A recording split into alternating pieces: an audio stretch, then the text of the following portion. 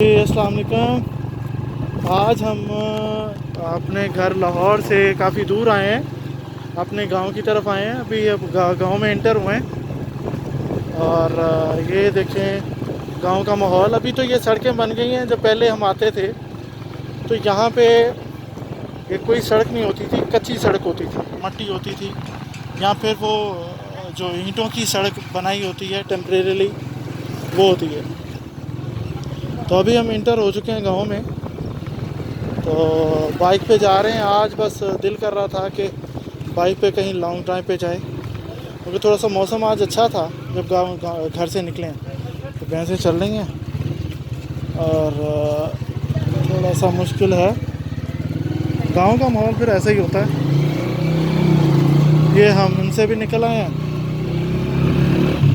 تو ہم آپ کو گاؤں کا ماحول دکھاتے لے کے جاتے ہیں، لوگ یہاں پہ کیسے سروائیو کر رہے ہیں۔ اللہ تعالیٰ کی رحمت بہت بڑی ہے۔ دنیا ایسی سی جگہ پہ بستی ہے جہاں پہ ہم تصور نہیں کر سکتے، اور اللہ تعالیٰ ان کو وہاں پہ بھی نوازتا ہے، رزق کا وسیلہ بناتا ہے، سب کچھ کرتا ہے۔ لیکن ہم ایک مخلوق ہیں، انسانیت کا بھی خیر کوئی حق ادا کرنا ہوتا ہے، کیونکہ انسان ہے، انسان گھبرا جاتا ہے۔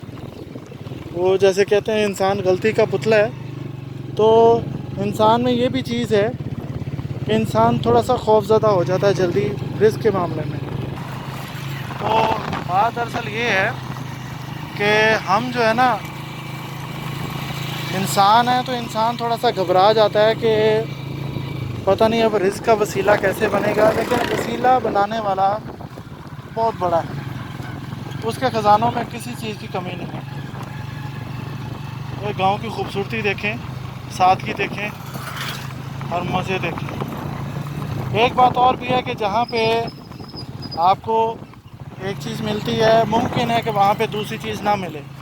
جیسے شہروں میں ہر طرح کی فیسلٹیز ہیں، اچھے ہاسپٹلز ہیں، اسکول ہیں، روڈ ہیں، ایئرپورٹس ہیں، ریلوے اسٹیشنز ہیں۔ گاؤں میں یہ چیزیں نہیں ہوتی۔ گاؤں میں ایک ہوتی ہے تو وہ ایک صاف ستھرا ماحول ہوتا ہے، لیکن بہت سی جگہوں پہ یہ فیسلٹیز نہیں ہوتی، جس کے لیے ان کو بہت دور جانا پڑتا ہے۔ لیکن اس وقت جو میں فیل کرتا ہوں کہ شہروں کی زندگی کو لوگ چھوڑ کر گاؤں کی زندگیوں میں واپس آ رہے ہیں، کیونکہ لوگ اپنی صحت کو زیادہ پریفر کر رہے ہیں اور آرگینک زیادہ ہو رہے ہیں لوگ، بجائے اس کے کہ آرٹیفیشل کی طرف جائیں۔